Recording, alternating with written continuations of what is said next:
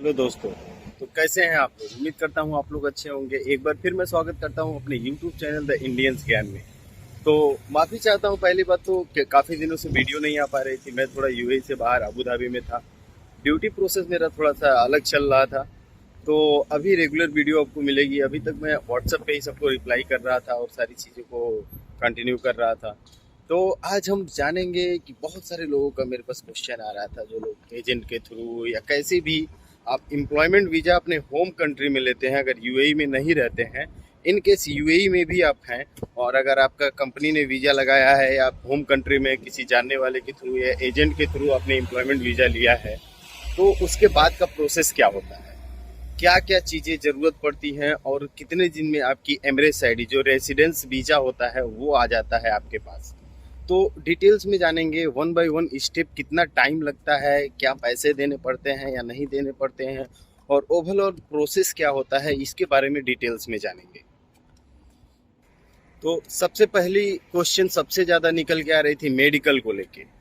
तो देखिए, अगर आप यूएई आ रहे हैं, खासकर यूएई और किसी भी जीसीसी कंट्री की मैं बात नहीं कर रहा हूँ, यूएई कभी भी आपके होम कंट्री का मेडिकल एक्सेप्ट नहीं करती है और इस उस मेडिकल का कोई भी वैल्यू नहीं होता है। बहुत सारे लोगों ने मेरे से रब्ता किया, मतलब बात की और क्वेरी क्लियर किया, बहुत सारे एजेंटों ने उनसे मेडिकल करवाया।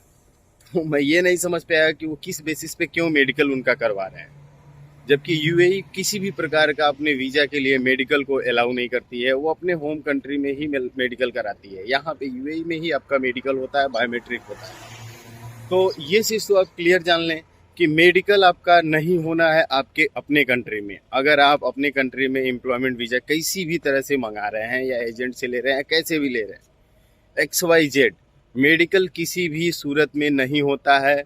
अब जानते हैं क्या प्रोसेस ओवरऑल होता है। देखिए, ओवरऑल प्रोसेस, आप अपना डॉक्यूमेंट्स देते हैं और सारी चीज़ें देते हैं कि चाहे कंस्ट्रक्शन लाइन में जाएं आप, चाहे किसी भी लाइन में जाएं, तो उसमें केवल आप अपना डॉक्यूमेंट्स या पैसा या कुछ भी देते हैं तो उसी पे आपका एम्प्लॉयमेंट वीज़ा लग जाता है। तो उसमें इमिग्रेशन से जांच होती है, आपके एम्बेसी से जांच होती है, उसमें थोड़ा सा टाइम टेकिंग होता है। यूएई गवर्नमेंट 45 डे का टाइम लेती है, 45 दिन का।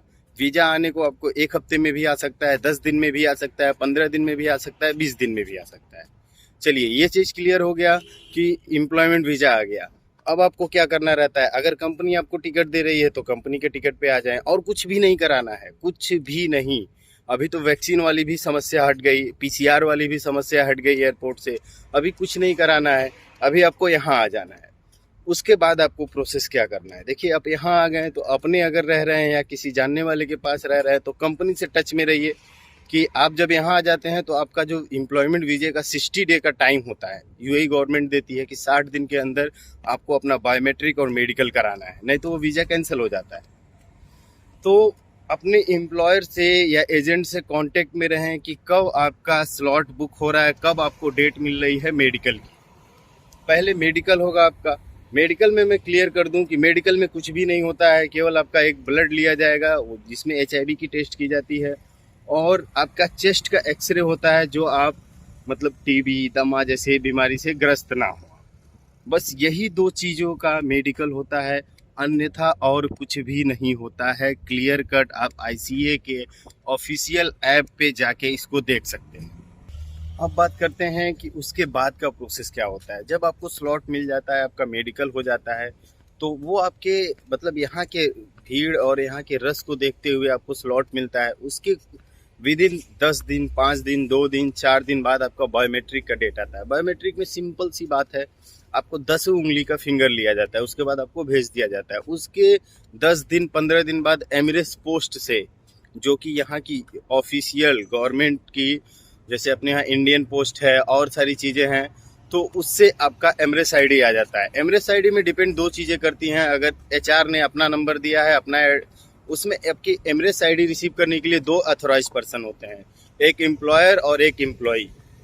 तो दोनों में से कोई भी रिसीव कर सकता है। तो आप उसको अपने मोबाइल नंबर से ट्रैक कर सकते हैं, अपने वीज़ा नंबर से ट्रैक कर सकते हैं कि आपकी एमरेस आईडी का कहाँ तक पहुँची, किस पोस्ट पे आई है, कि कौन सा लोकेशन आपने आपका कंपनी ने दिया है, एड्रेस दिया है।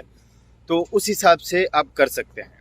देखिए, एम्प्लॉयमेंट वीज़ा लगने के बाद सिंपल दो ही ये स्टेप होता है और कोई स्टेप नहीं होता है कि आपका ये बनना है वो बनना है। हाँ, कंपनी अपने ऑफिस का एक्सेस या अटेंडेंस एक्सेस देने के लिए ज़्यादा टाइम नहीं लगता है। 1 दिन बहुत है, 2 दिन बहुत है, 1 हफ्ता बहुत है।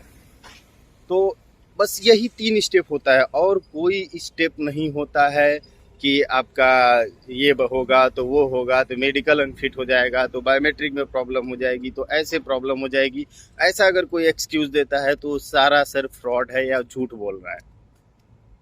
सिंपल सी बात। और एक बात और क्लियर करना चाहता हूँ कि 3 तारीख से सारे वीज़ा आना चालू हो जाएंगे। जितने भी एम्प्लॉयमेंट वीज़ा रुके हैं और सारी चीज़ें डिले हो रही हैं, क्योंकि 3 तारीख से नया वीज़ा रूल इनका स्टार्ट हो जाएगा 3 अक्टूबर से। और अभी तक जिन्होंने अप्लाई नहीं किया है, सबसे बेस्ट टाइम है अप्लाई करने का, क्योंकि अभी यूएई का जो वेदर कंडीशन है वो भी गर्मी कम हो रही है, नॉर्मल हो रही है। अभी आपको जॉब स्टार्ट करने का सबसे बेस्ट टाइम होगा यूएई में, खासकर यूएई में। तो उम्मीद करता हूँ आपके सारे डाउट्स क्लियर हो गए होंगे। आफ्टर एम्प्लॉयमेंट वीज़ा अगर आपको मिलता है तो उसके बाद का प्रोसेस क्या होता है। तो ओवरऑल यही प्रोसेस होता है। बहुत ज़्यादा से ज़्यादा अगर आपका कंपनी डिले करती है तो 1 महीना लग सकता है, 1 महीना से ज़्यादा नहीं लगेगा। तो उम्मीद करता हूँ आपको सारी चीज़ें समझ में आ गई होंगी। इसके बाद भी अगर आपका कोई सवाल या कोई क्वेरी रह जाती है तो मुझे व्हाट्सएप मैसेज कर सकते हैं, उसके रिलेवेंट जवाब मैं दे देता हूँ। तो अभी के लिए बस इतना ही, मिलते हैं नेक्स्ट वीडियो में।